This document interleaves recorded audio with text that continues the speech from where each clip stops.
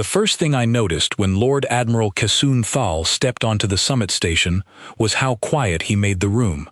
Not respectful quiet. Not the quiet of an officer entering with authority. It was the quiet of a predator walking into a herd that had forgotten what predators looked like. I was young then, a sub-commander barely 3 years out of the academy, assigned to his honor guard because my family name carried weight in the old court circles. I did not know, that morning, that I was about to watch 9 centuries end in the time it takes to exhale. For 900 years, the galaxy had lived under something we called the Meridian Accord. It was signed after a war so brutal that both sides stopped counting losses somewhere past the 10th billion. The Galactic Empire had expected an easy conquest of a young, scattered species called humanity. We got neither easy nor conquest. We got a war that nearly broke us both, and a peace that, in the end, only one side actually wanted to keep believing in. I grew up hearing about humans, the way children hear about old family stories that get exaggerated with every telling. My grandmother used to say, humans fought like they had nothing left to lose and everything left to protect at the same time, which never made sense to me as a child. It made perfect sense to me later. By the time I was old enough to hold a rank, humanity was no longer the enemy. They were the strange, quiet neighbor down the block who never raised their voice, never made demands, and somehow always seemed to be doing fine no matter what happened around them. They built trade routes instead of border fleets. They sent scientists instead of soldiers to disputed systems. They had one representative who came to every peace summit, every treaty renewal, every quiet diplomatic dinner where nothing important seemed to happen. Her name was Elena Voss. I had heard of her before I ever saw her in person.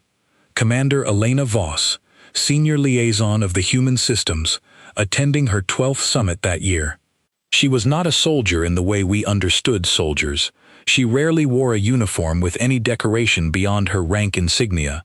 She spoke slowly, chose her words with a kind of patience that made half the imperial court underestimate her within the first 5 minutes of meeting her. I underestimated her too. I will admit that now, though it shames me.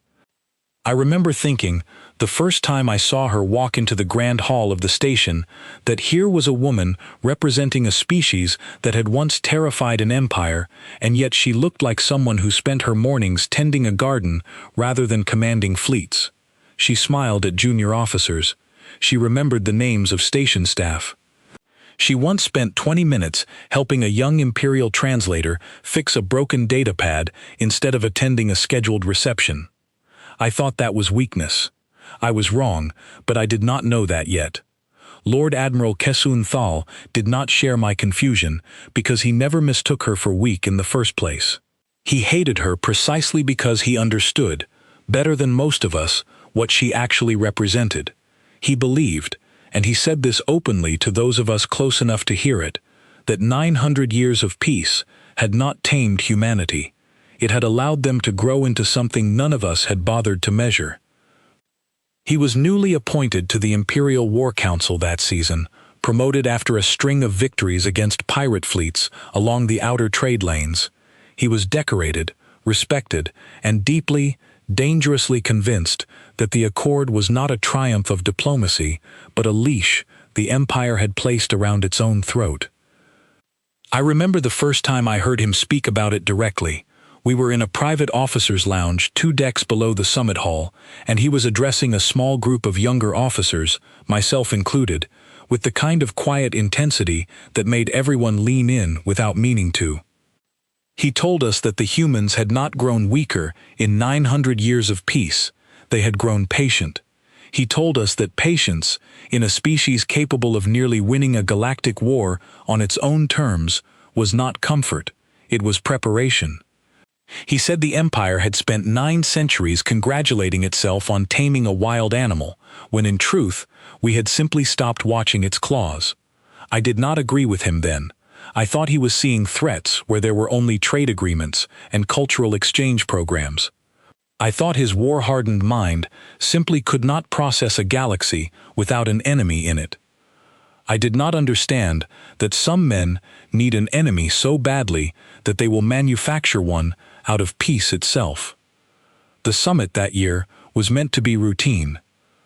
Every decade, representatives from both the Empire and the human systems gathered aboard a neutral station called Aldwyn Reach to renew the accord, discuss trade adjustments, and perform the long, careful ritual of reminding two former enemies why they had chosen not to destroy each other.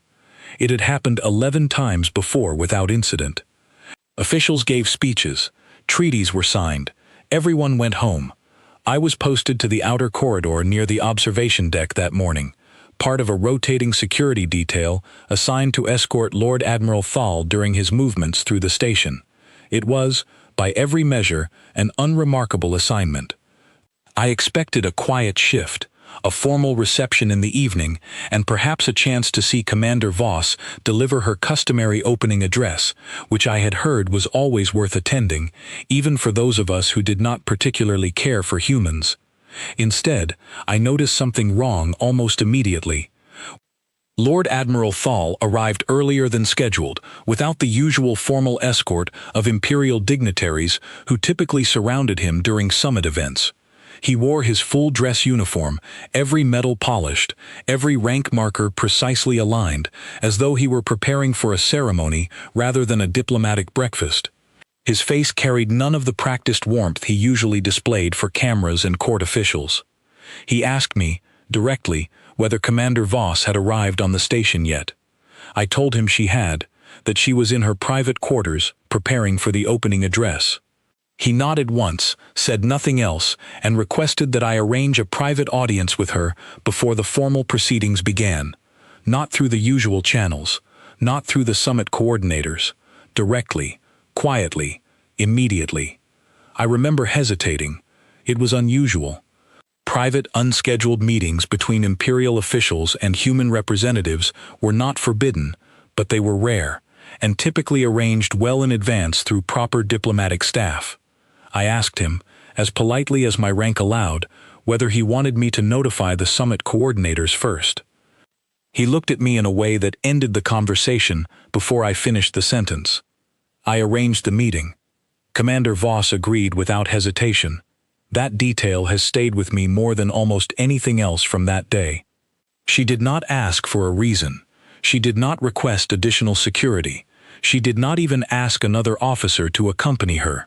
When I delivered the request, she simply nodded, thanked me for relaying the message, and asked me to lead her to the observation deck where Lord Admiral Thal was waiting. I walked beside her through the corridor, and I remember trying to make conversation, the kind of small talk junior officers make when they find themselves unexpectedly close to someone far more important than themselves. I asked her, somewhat foolishly, whether she was looking forward to her address. She smiled at me, the same warm, unhurried smile I had seen her give the translator with the broken datapad, and told me that she had given the same address, in one form or another, for over 100 years of human time, and that she still believed every word of it. I asked her what the address was about, since I had never actually attended one myself. She told me it was about choice. That piece was never something a civilization won once, and then simply kept, the way one keeps a medal or a title. She said peace was chosen fresh, every single day, by people who could have chosen otherwise and did not. I did not fully understand what she meant at the time. I understand it now more than I ever wanted to. We reached the observation deck a few minutes before the scheduled summit opening. Lord Admiral Thal was already there, standing near the great transparent viewport that looked out over the slow, silent turn of the station against the stars. He had dismissed his usual attendants. Only myself and one other guard remained near the entrance, per his standing orders that the conversation be private. Commander Voss walked in without any visible hesitation. She carried no weapon, wore no armor, brought no additional security. She trusted the accord completely, the way one trusts a bridge they have walked across 1,000 times without it ever once showing a crack. I was ordered to wait outside the door. I did not know, standing there in that quiet corridor with my hand resting near the door release out of pure habit, that I was standing at the exact edge of the last peaceful moment the galaxy would know for a very long time. I could hear nothing at first. The observation deck was built with excellent sound insulation, standard for diplomatic spaces where private conversations were expected to remain private. For several minutes, there was nothing but the low hum of the station's systems and the quiet breathing of the guard beside me. Then I heard Lord Admiral Thal's voice rise, muffled through the door, but unmistakably sharp with anger. I could not make out full sentences at first, only fragments carried through the barrier. Words like leash, words like weakness, words like control. And then, closer to the door, clear enough that I will never forget it, I heard him say that 900 years of peace had been nothing more than a comfortable delay, and that someone needed to remind the galaxy what humanity actually was underneath all that patience. I heard Commander Voss respond, her voice calm even through the muffled barrier, steady in a way that should have been reassuring and instead made the hair on my arms rise for reasons I could not name. I could not hear her exact words. I have spent every day since wishing I could. What I heard next was not a word at all. It was the low, distinct, unmistakable sound of an Imperial sidearm charging to fire. My hand froze on the door release. Every instinct I had trained for years told me to open that door immediately, to intervene, to do something, anything, before whatever was about to happen actually happened. And yet for one full second, perhaps less, my body simply refused to move, caught somewhere between disbelief and the terrible certainty of what that sound meant. 900 years of treaties, alliances, trade agreements, cultural exchanges, joint scientific projects, shared holidays, intermarried families across a dozen systems, and no one, in all that time, had ever written a law against a single furious man with a loaded weapon standing 3 meters away from an unarmed woman who trusted him. I pressed the door release. It felt like it took an eternity to open. It took less than a second. And in that second, before I could cross the threshold, before I could say a single word, before I could do anything at all to change what was already happening, I heard the shot. The sound of that shot did not fade the way sounds usually do. It seemed to hang in the air of the observation deck long after it should have stopped, echoing off the transparent viewport and the polished floor and the walls that had never, in the history of that station, heard anything louder than a raised voice. I burst through the door half a second too late. Half a second, in a moment like that, is an entire lifetime. Commander Elena Voss was already falling when I entered. I remember the strange, terrible slowness of it, the way her hand reached briefly toward the console beside her, not to defend herself, not to strike back, but almost as if she were trying to steady herself for what was coming, the way someone braces before stepping into cold water they already know is there. Lord Admiral Kessun Thal stood exactly where he had been standing, weapon still raised, his face carrying an expression I had never seen on him before and have never forgotten since. It was not triumph. It was not even anger anymore. It was something closer to shock, as though some part of him had not truly believed he would go through with it until the moment the weapon fired on its own accord. I crossed the room faster than I have ever moved in my life and caught her before she reached the floor. She was still breathing. Barely.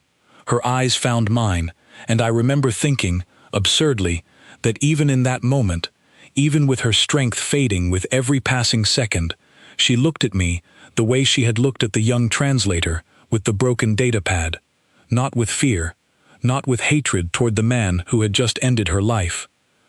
With something closer to sorrow, as though she understood exactly what was about to happen next, and it grieved her far more than her own death did.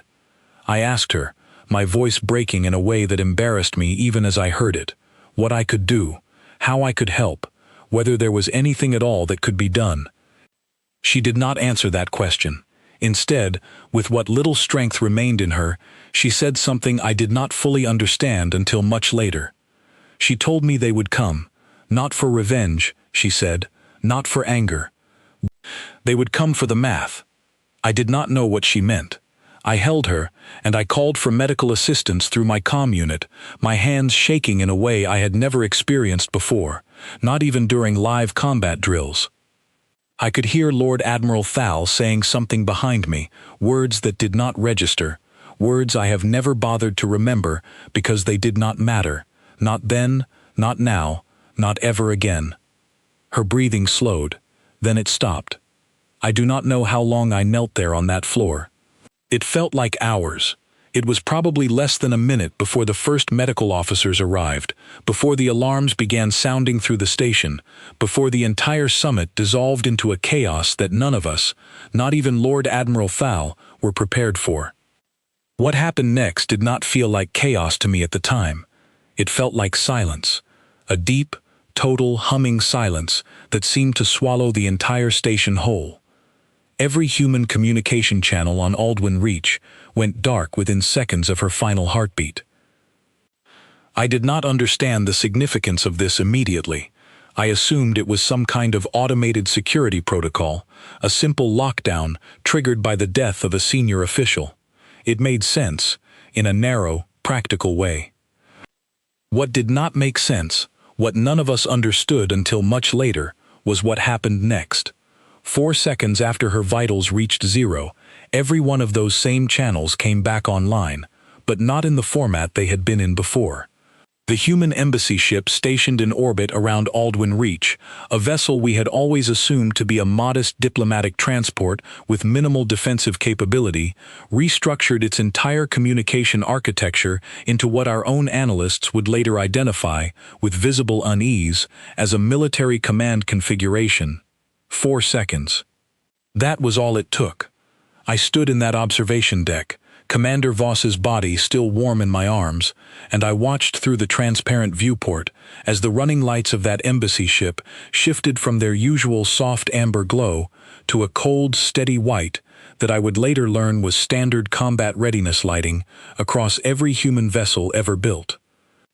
Lord Admiral Thal, to his credit, or perhaps to his lasting discredit, did not seem concerned in that moment. He straightened his uniform, holstered his weapon, and began speaking, already shaping the story he intended to tell the Imperial Council. He spoke of provocation. He spoke of a diplomatic disagreement that had escalated beyond his control. He spoke as though he expected this to be manageable, contained, explainable within the familiar language of imperial politics. I did not share his confidence. Something in the quality of that silence from the human channels told me this was not going to be manageable at all. Station security arrived moments later, a mixed detachment of Imperial officers and neutral station staff, none of whom had any idea what to do with a scene like the one they found. A dead human commander, a guilty Imperial admiral standing calmly beside her body, a young sub-commander, myself, still kneeling on the floor, unable to fully process what I had just witnessed. The station's chief administrator, an aging imperial diplomat named Governor Aldrich Vane, arrived within minutes, his face pale with the particular horror of a man who understands immediately that his career, his reputation, and possibly the safety of everyone under his command have just been permanently altered. He asked Lord Admiral Thal, directly and without diplomatic softening, what he had done. Thal's answer, delivered with a calm that I found more disturbing than any outburst could have been, was that he had reminded the galaxy of a truth it had forgotten. He said humanity's peace was never strength. It was hesitation dressed up as virtue, and someone needed to test whether that hesitation would hold if pushed hard enough. Governor Vane did not respond to this immediately. Instead, he turned toward the wide viewport that overlooked the docking bays, where the human embassy ship sat in its cold white combat lighting, utterly silent, utterly still, and somehow more frightening in its silence than it would have been if it had opened fire immediately. I remember him asking, quietly, almost to himself, whether anyone had managed to establish contact with the human systems yet. The answer, delivered by a nervous communications officer who had clearly been trying and failing for several minutes already, was that every attempt to reach any human official, on the station or across the wider network, had returned nothing. Not a rejection, not an automated response. Nothing at all, as though the entire human communication network had simply stopped acknowledging that the Empire existed. I have heard grief before. I have heard rage before, plenty of times. In the years I spent training for a military career, I no longer felt entirely certain I wanted to continue. I had never, until that moment, heard an entire species stop talking altogether, all at once, in perfect and total unison. It was the most frightening sound I had ever experienced, and it was not a sound at all. It was the absence of one. Within the hour, station sensors began picking up unusual activity across several systems that bordered human territory. Not fleet movements exactly, not yet, but something closer to a slow, deliberate awakening, as though something that had been sleeping quietly for 900 years had opened one eye and was now simply watching, patiently, to see what would happen next. I was ordered, along with the rest of Lord Admiral Thal's guard detail, to remain aboard the station under a temporary security lockdown while Imperial Command attempted to assess the situation. Thal himself was escorted to a private chamber, ostensibly for his own protection, though I suspected even then that this was as much about controlling the narrative as it was about safety. I was not permitted to leave the observation deck immediately. I sat there, in the aftermath, with medical officers finally arriving to formally confirm what all of us already knew, and I found myself staring out at that human embassy ship, unable to look away from its still, silent, unnervingly patient presence in the dark. I thought about what Commander Voss had said to me in her final moments. They would come, not for revenge, but for the math. I did not understand it then. I am not certain I fully understood it, even days later, when the first answers began arriving. But I remember, sitting there in that quiet, ruined room, feeling for the first time in my life a genuine, bone-deep uncertainty about what my empire had actually built its 900 years of peace upon. We had always told ourselves that humanity kept the peace because they respected the accord, because they valued the trade routes and cultural exchanges, and shared prosperity that had come from it. We told ourselves they had grown comfortable, perhaps even complacent, the way old rivals sometimes do when enough time passes without conflict.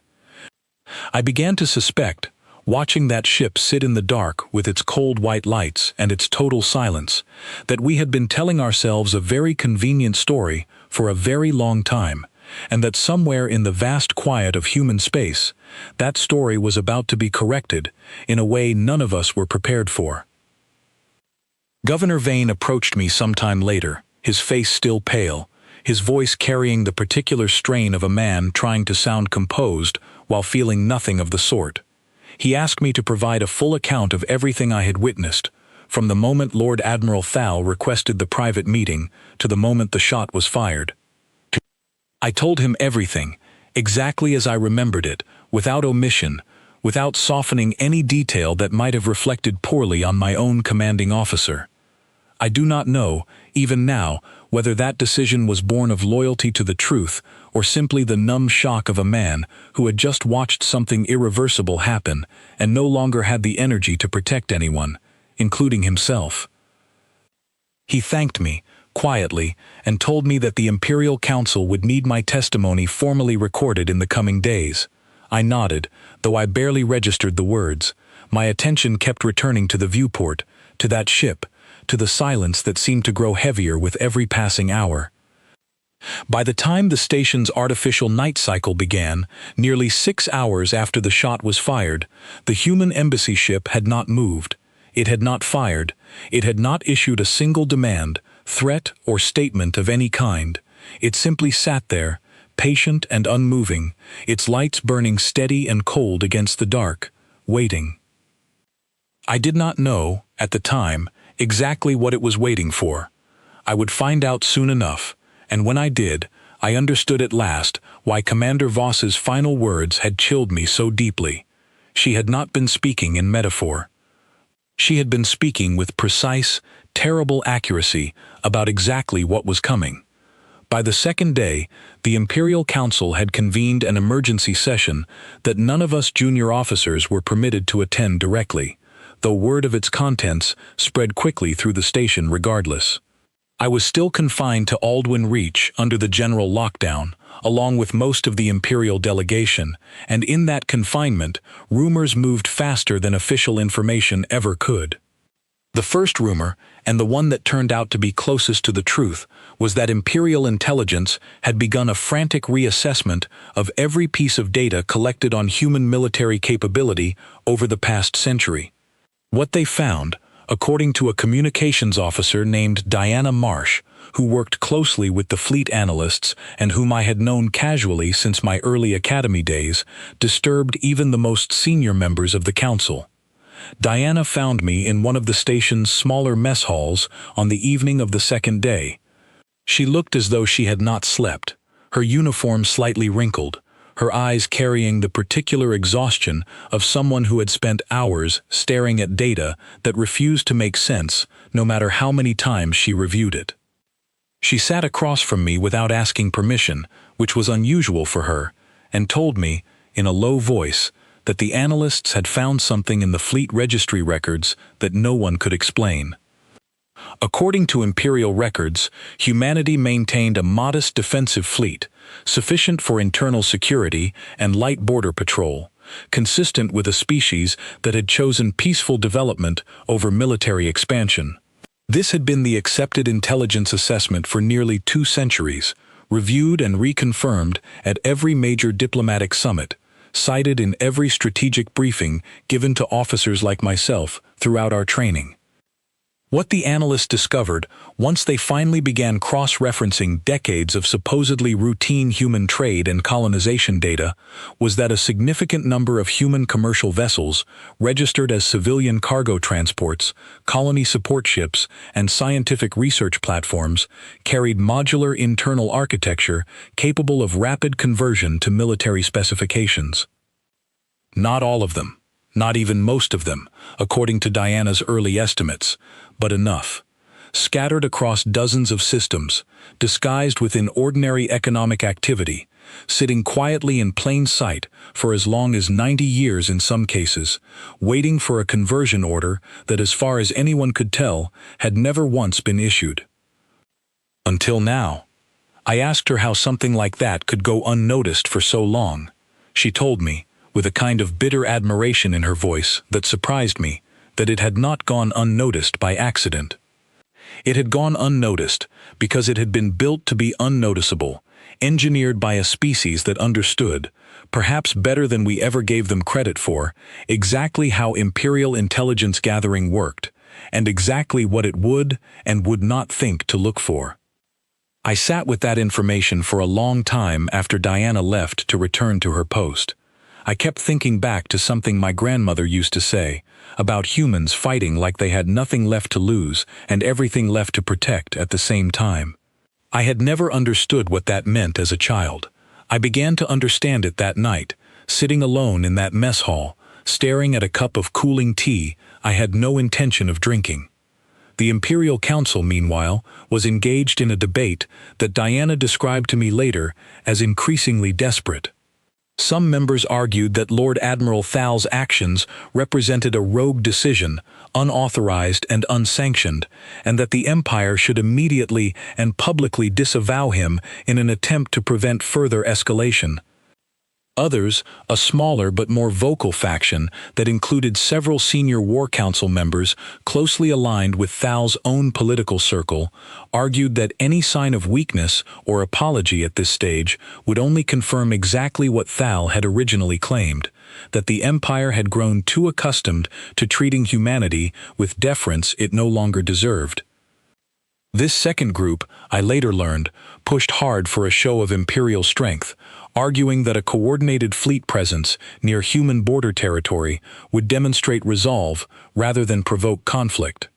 Several senior admirals supported this position, either out of genuine belief or simple unwillingness to appear weak in front of their peers during a crisis. It was, in hindsight, one of the more catastrophic miscalculations in imperial history, though at the time it must have felt to them like a reasonable, measured response. On the morning of the third day, Imperial Command authorized the movement of the 4th and 9th battle fleets toward the border systems adjacent to confirmed human territory, framed publicly as a routine security exercise unrelated to the incident at Aldwyn Reach. No one on the station believed this framing for even a moment, least of all the human systems, which had still not issued a single official communication since Commander Voss's death. I remember watching sensor reports of that fleet movement from a secure viewing terminal I had been granted limited access to, given my position as a witness to the incident. The 4th and 9th fleets represented a significant portion of Imperial military strength, dozens of capital ships and hundreds of support vessels moving with the slow, deliberate confidence of a power that still believed, on some level, that it held the advantage in any confrontation that might follow. What happened next has since been studied, debated, and taught in military academies across the galaxy, though I suspect none of the official accounts fully capture what it actually felt like to witness in real time. As the Imperial fleets approached the designated border coordinates, human sensor platforms, previously registered in Imperial records as simple communication relay stations, began transmitting data that Imperial fleet computers had never encountered before. Not weapons fire, not aggressive maneuvers. Simply data, precise and overwhelming, displaying the exact real-time position, heading, and estimated arrival time of every single Imperial vessel involved in the exercise, broadcast openly and without encryption on a channel every ship in the fleet could receive. It was not a threat in the traditional sense. There was no accompanying message, no demand, no ultimatum. It was simply information, delivered with a calm, clinical precision that Diana later described to me as somehow more unsettling than an outright attack would have been. The message, if it could even be called that, seemed to say something without ever actually saying it. It seemed to say, "We see you. We have always seen you. We know exactly where you are and exactly what you are doing, and we are not concerned enough to respond with force, only concerned enough to let you know that we noticed." Fleet Admiral Henry Cole, commanding the 4th Battle Fleet at the time, reportedly ordered an immediate halt to the advance within minutes of receiving that transmission. I did not learn the details of his internal reasoning until much later, when portions of his after-action report became part of the official record during the later inquiry, but the core of it remained consistent throughout every account I eventually read. He recognized, correctly, that a species capable of tracking an entire Imperial battle fleet with that level of precision, using infrastructure the Empire had spent 900 years assuming was purely civilian in nature, was not a species that had grown weak during the long peace. It was a species that had spent 900 years quietly building the exact capabilities needed to respond to a moment like this one, and simply choosing, every single day, not to use them. Until now, potentially, they might choose otherwise. Admiral Cole ordered the fleets to withdraw to standard defensive positions, framing the decision publicly as an adjustment based on updated intelligence assessments. Privately, according to later testimony, he told his senior officers that continuing the advance would have been, in his exact words, an act of profound and possibly fatal arrogance. Back aboard Aldwyn Reach, the mood among the Imperial delegation shifted noticeably following news of the fleet withdrawal. Lord Admiral Thal, still confined to his private chamber under a loosely enforced house arrest, reportedly grew increasingly agitated, insisting to anyone who would listen that the withdrawal represented exactly the kind of hesitation he had always warned against, and that it would only embolden humanity further. I was summoned to provide additional testimony on the morning of the 4th day, this time before a formal Imperial inquiry panel assembled specifically to review the circumstances of Commander Voss's death. I recounted everything again, as precisely as I could remember it, the private meeting request, the sound through the door, the moment I finally opened it, her final words about the math that was coming. One of the panel members, an older imperial jurist named Colonel Peter Hughes, asked me directly what I believed she had meant by that phrase. I told him honestly that I had not understood it at the time, and that I was only beginning to understand it now, watching an entire battle fleet retreat from a species that had never fired a single shot in response to what had happened to their own commander. Colonel Hughes did not respond to that immediately. He simply made a note, thanked me for my testimony, and moved on to his next question. It was later that same evening, during what should have been a routine status briefing for the remaining Imperial delegation aboard the station, that the human systems finally broke their silence. The message arrived not through any official diplomatic channel, but directly to Governor Vane's personal command terminal, bypassing every layer of Imperial communication security, as though those layers simply did not exist. I was not present when it arrived, but Diana was, assigned to monitor communications during that shift, and she described the moment to me in vivid detail only hours later, her voice still carrying traces of the shock she had clearly felt in the moment. The message was brief. It did not contain threats. It did not contain demands for reparation, for apology, for any formal acknowledgement of wrongdoing beyond what had already become obvious to everyone involved. It simply stated that a single unarmed human vessel would be arriving at Aldwyn Reach within 6 hours, and that it carried a single request. They wanted the return of Commander Elena Voss's body. Nothing else. No fleet accompanying the vessel. No demands for Lord Admiral Thal's surrender, no ultimatums regarding the future of the Accord, no statement of intent regarding retaliation or war. Simply a quiet, calm request to bring their commander home. I remember Diana telling me that the calmness of that message frightened her more than any threat could have.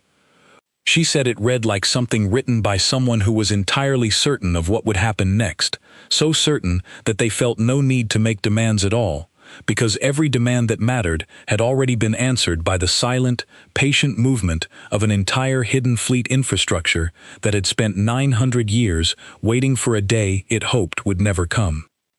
Governor Vane authorized the ship's approach immediately, along with every senior Imperial official still aboard the station. There was little discussion of refusing the request. No one, not even the most hardline members of Thal's political circle, seemed willing to escalate matters further by denying a grieving species the return of their own dead. I was ordered to remain present for the ship's arrival, given my position as the last officer to speak with Commander Voss before her death, and given, I suspect, the Imperial Council's growing awareness that they needed a full and honest account of everything that happened during this critical stretch of days, for reasons that went well beyond simple record-keeping. I stood in the same docking bay observation area where I had first seen that embassy ship shift into its cold white combat lighting 4 days earlier, and I watched as a single, unremarkable human vessel approached the station with the same slow, deliberate patience that seemed to define everything I had witnessed from humanity since the moment Elena Voss died in my arms. It carried no visible weapons, it made no aggressive maneuvers, it simply approached, docked, and requested permission to send a small party aboard to formally receive the commander's remains. I did not know, standing there in that observation area with my heart pounding in a way that had nothing to do with fear of attack and everything to do with a slowly dawning understanding of exactly what kind of species we had spent 900 years quietly, foolishly underestimating, that the most important moment of the entire crisis was still ahead of me. It arrived not with the ship, and not with the request for the body, but with the quiet, devastating conversation that followed once the human delegation finally stepped aboard the station. The human delegation that stepped off that ship consisted of exactly 3 people, which surprised nearly everyone waiting to receive them. No honor guard, no armed escort, No display of force of any kind, despite everything Imperial intelligence had spent the previous 4 days discovering about the true scale of human military readiness. Leading the small group was a woman named Grace Milton, introduced to us as the newly appointed senior liaison, stepping into the role Commander Voss had held for over 100 years. She was younger than I expected, though she carried herself with a stillness that reminded me immediately of the woman she had come to replace. Beside her walked a man named Daniel Cross, identified simply as a fleet coordination officer, and a third individual, a quiet, older man named Peter Owusu, who I later learned had served alongside Commander Voss for decades and had specifically requested to be part of the party sent to bring her home. Governor Vane greeted them personally, along with several senior Imperial officials, in a formal reception that felt anything but formal given the circumstances. I stood slightly apart from the main group, present as a witness but not directly involved in the diplomatic exchange, watching the careful, controlled expressions on every Imperial face in the room. Grace Milton spoke first, and her voice carried the same measured calm I remembered from Commander Voss, though there was something underneath it, a tightness, a carefully restrained grief that she did not attempt to hide entirely. She thanked Governor Vane for the swift return of the commander's remains and confirmed that the human systems intended to honor the terms of the Meridian Accord fully, despite what had occurred. She stated clearly that humanity did not consider the actions of a single individual to represent the intentions of the entire empire, and that they had no wish to escalate this into a broader conflict. I remember the visible relief that swept through the room at those words. Several Imperial officials exchanged glances, the tension in their shoulders easing slightly, as though the crisis had finally reached its natural, manageable conclusion. Then Daniel Cross stepped forward, and the relief in the room evaporated almost as quickly as it had arrived. He spoke, without raising his voice, without any visible anger, in the same calm, measured tone Grace Milton had used moments before. He stated that the human systems wished to formally note, for the official record and for the benefit of every Imperial official present, that they were fully aware of the movement of the 4th and 9th battle fleets toward human border territory 3 days earlier. He then proceeded, without hesitation, without consulting any notes or data pad, to recite the exact designation, position, and heading of every single vessel involved in that fleet movement, along with the precise coordinates of 6 additional Imperial fleet staging areas that had never been officially disclosed to human diplomatic channels. The room went completely silent. I watched the faces of the senior Imperial officials as he spoke, and I saw something in them that I had never seen before in any of my years serving within the Empire. It was not fear exactly, though fear was certainly present. It was something closer to a dawning, horrified comprehension, the specific look of people realizing that everything they had believed about their own strategic advantage had been an illusion, carefully maintained by an opponent who had simply chosen, for 900 years, not to correct that misunderstanding. Daniel Cross finished his recitation and then added, in the same calm voice, that this information was being shared, not as a threat, but as a simple clarification. Humanity had always known, he said, exactly how vulnerable the peace between our two civilizations truly was. They had simply chosen, every single day for 900 years, to act as though it were not vulnerable at all, because the alternative, treating every interaction with suspicion and armed readiness, was not the kind of galaxy they wanted to help build. He said that Lord Admiral Thal's actions had tested that choice more severely than anything had tested it in 9 centuries. He said the fact that the human systems had not yet responded with force did not mean they were incapable of it. It meant, specifically and only, that they were still choosing not to.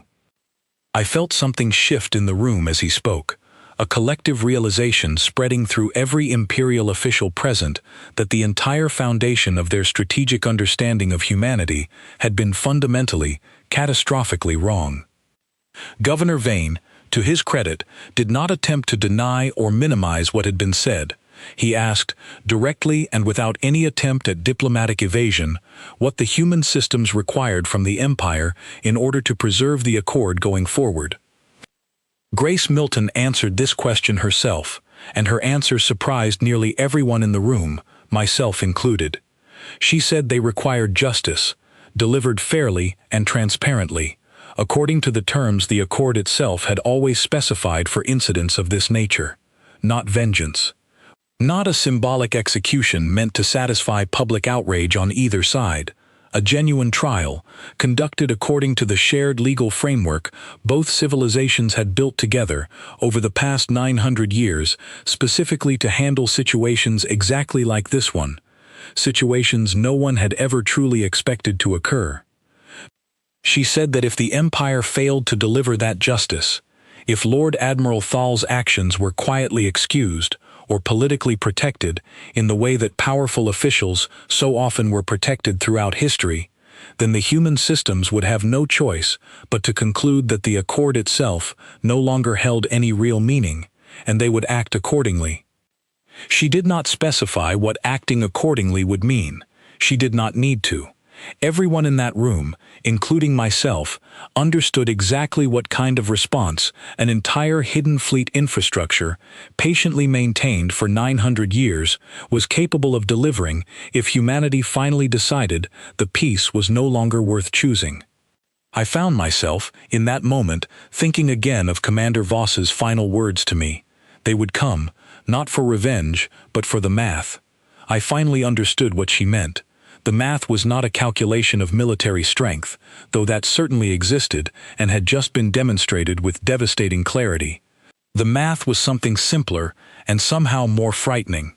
It was the calculation every civilization eventually makes about whether trust, once broken, can still be rebuilt through fair and transparent justice, or whether it has been broken so completely that force becomes the only remaining option. Humanity had come, not to attack, but to give the Empire one final chance to prove that 900 years of peace had actually meant something. Governor Vane, after a long moment of silence, agreed to their terms. He committed, on behalf of the Imperial Council, to a full and transparent trial of Lord Admiral Kessun Thal, conducted according to the joint legal framework established under the Accord, with human observers granted full access to every stage of the proceedings. I watched Grace Milton's shoulders relax slightly at this response, though the tightness in her expression, the carefully restrained grief I had noticed earlier, did not fully disappear. She thanked Governor Vane and then asked, quietly, whether she might be permitted to see Commander Voss's remains before the formal transfer ceremony began. I was asked to escort her personally, given that I had been the one to hold Commander Voss in her final moments. I do not know why I was chosen for this particular duty, whether it was practical necessity or some quiet recognition on the part of Imperial Command that I deserved the chance to properly say goodbye to someone whose death had changed the course of my own understanding so completely. I walked with Grace Milton to the station's medical facility in silence, neither of us speaking until we reached the quiet room where Commander Voss's remains had been carefully prepared for the journey home. Grace stood beside her for a long moment, her composure finally beginning to crack, and I found myself, without quite deciding to, telling her everything I remembered about those final minutes. I told her about the calm way Commander Voss had walked into that meeting, trusting the Accord completely. I told her about the strange sorrow in her eyes as she looked at me after the shot was fired, as though she grieved more for what was coming than for her own death. I told her about the words she managed to say before the end, about the math, about them coming, not for revenge, but for something far more measured and far more terrible. Grace listened to all of it without interrupting, her eyes wet, but her voice steady when she finally spoke.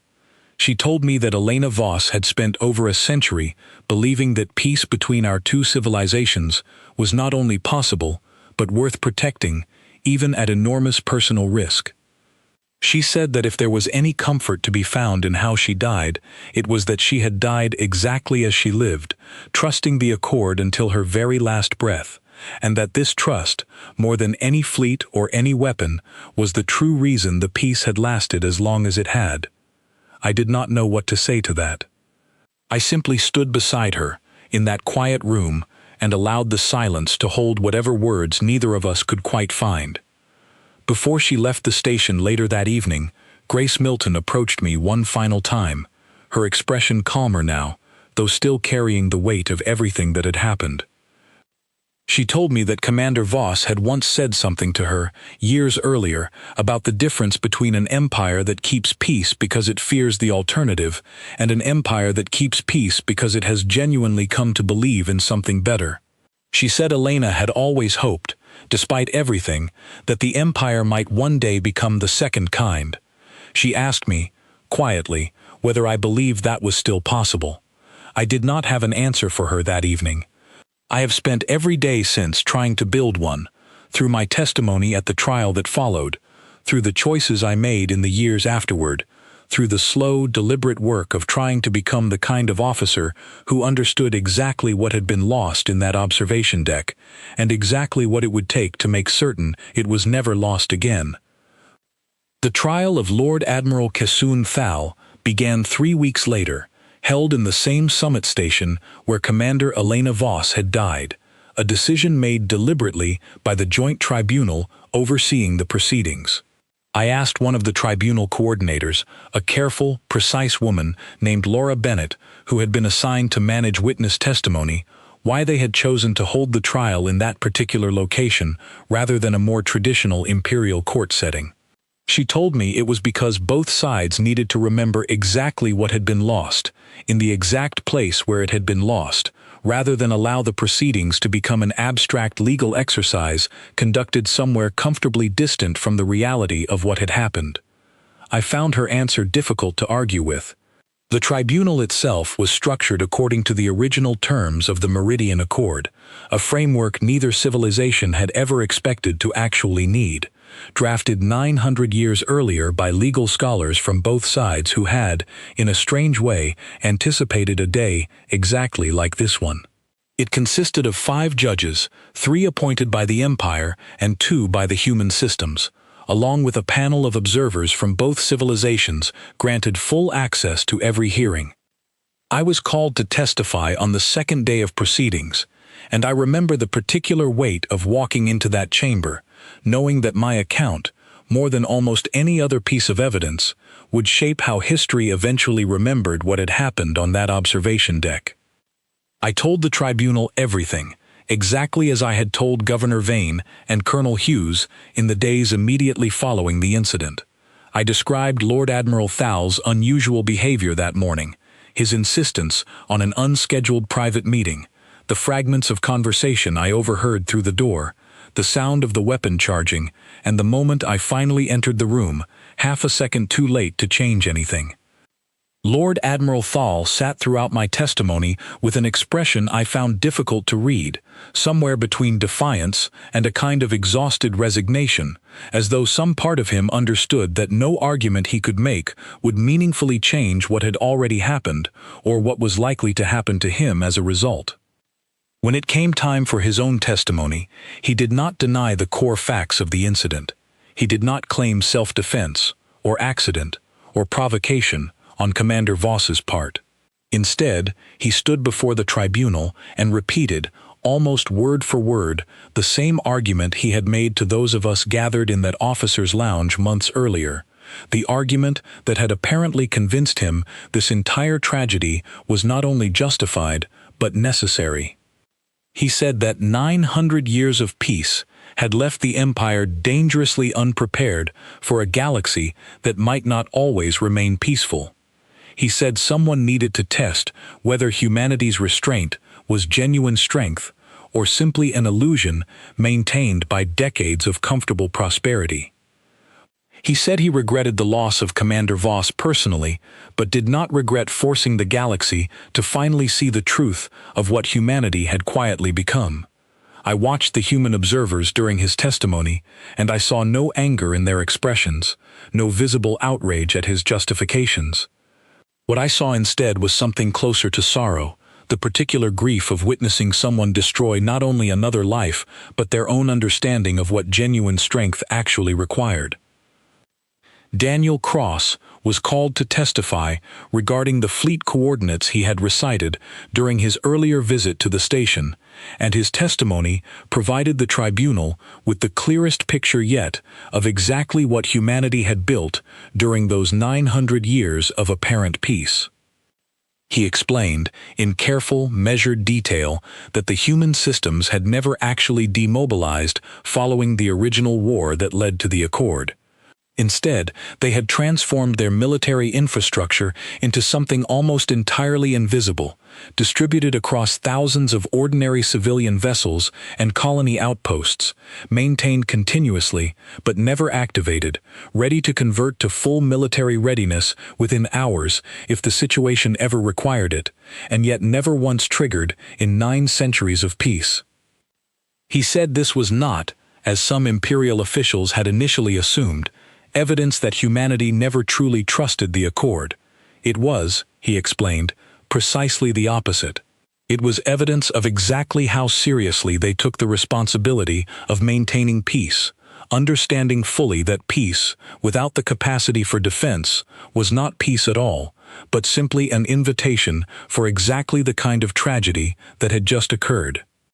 He explained that the original architects of the Accord, on the human side, had insisted on this dual structure specifically because they understood something about long-term peace that many imperial strategists had apparently never fully grasped. Peace was not a permanent state achieved once and maintained automatically thereafter. It required constant, deliberate choice, renewed every single day, by people who retained the genuine capability to choose otherwise and consistently chose not to. This detail, more than almost anything else revealed during the trial, seemed to shift the tone of the proceedings in the days that followed. Several imperial judges, according to Laura Bennett, who observed the closed deliberations, began to view Lord Admiral Thal's actions not simply as a violent crime, but as a fundamental betrayal of the deeper philosophical understanding that had allowed 900 years of peace to exist in the first place. On the 14th day of the trial, the tribunal reached its verdict. Lord Admiral Kasun Thal was found guilty of the unlawful killing of a protected diplomatic representative under the terms of the Meridian Accord, a verdict delivered unanimously by all 5 judges, including the 3 imperial representatives who might once have been expected to show him some measure of leniency.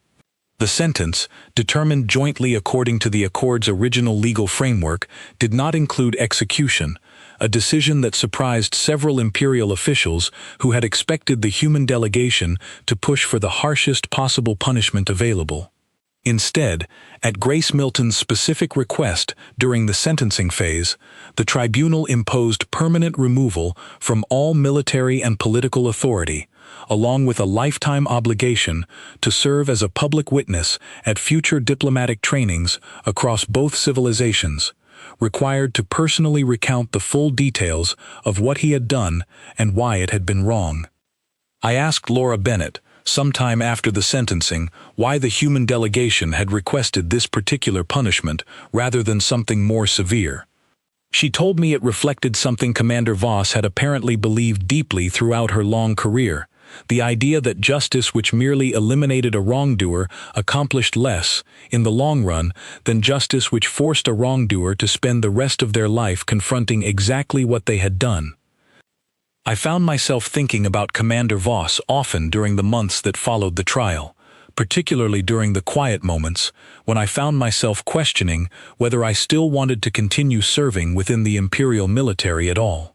I had entered the academy years earlier, believing in a fairly simple, straightforward understanding of imperial strength, one built primarily around fleets and weapons and the careful projection of power across contested territory. What I had witnessed during those weeks at Aldwyn Reach had fundamentally altered that understanding, replacing it with something far more complicated and, I eventually came to believe, far more honest.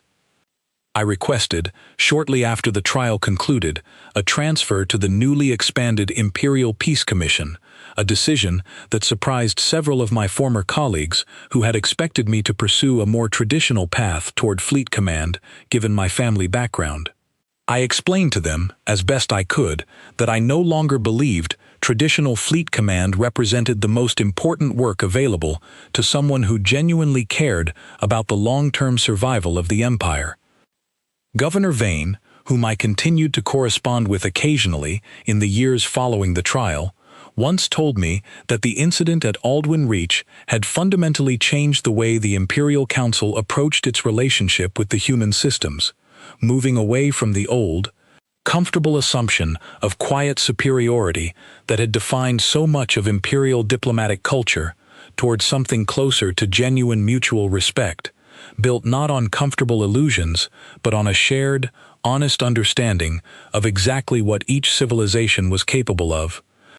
1 year after Commander Voss's death, a small memorial ceremony was held at the same summit station where the trial had taken place, attended by representatives from both civilizations.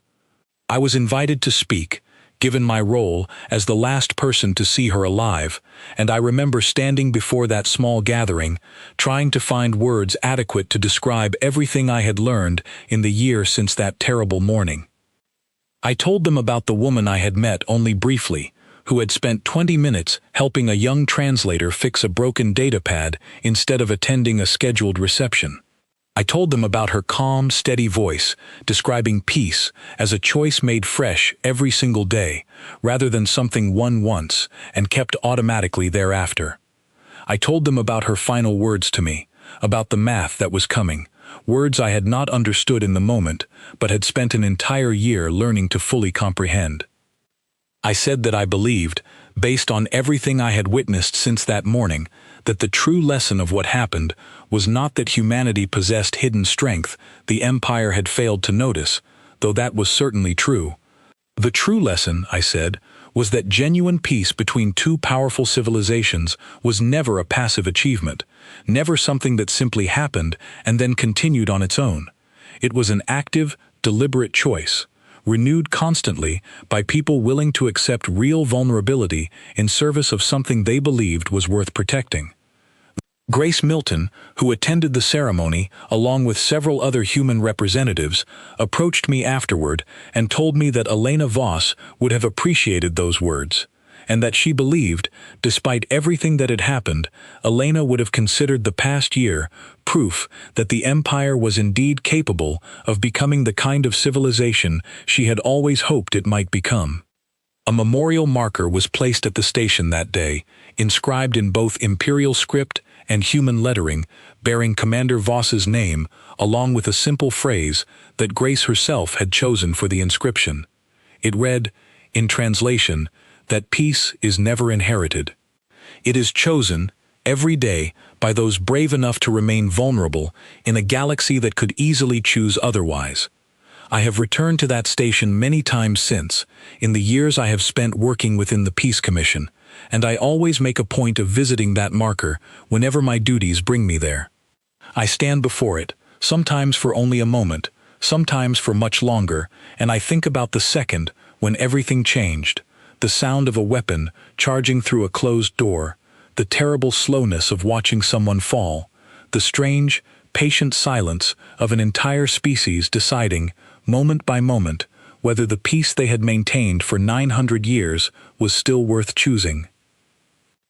They did not shatter that peace on the day Lord Admiral Thal fired his weapon, though it certainly felt that way in the immediate aftermath, when every human channel went dark and an entire hidden fleet infrastructure began quietly waking across a dozen systems. What actually happened that day was something far more complicated, and in its own way, far more hopeful than a simple shattering. They showed us what our peace had actually been built upon all along. Not weakness, not comfortable illusion, a choice, made fresh every single morning for 900 years, by a species willing to remain vulnerable because they believed something better was possible, and worth protecting even at enormous personal risk. And on the morning after Elena Voss died, when the trial had concluded and the fleets had withdrawn and the silence had finally, gradually given way to careful, honest conversation between two civilizations forced to see each other clearly for the first time in nearly a millennium. Humanity woke up, exactly as they had every single morning before that one, and chose peace again. I have spent every day since trying to make certain the Empire finally learned to deserve that choice.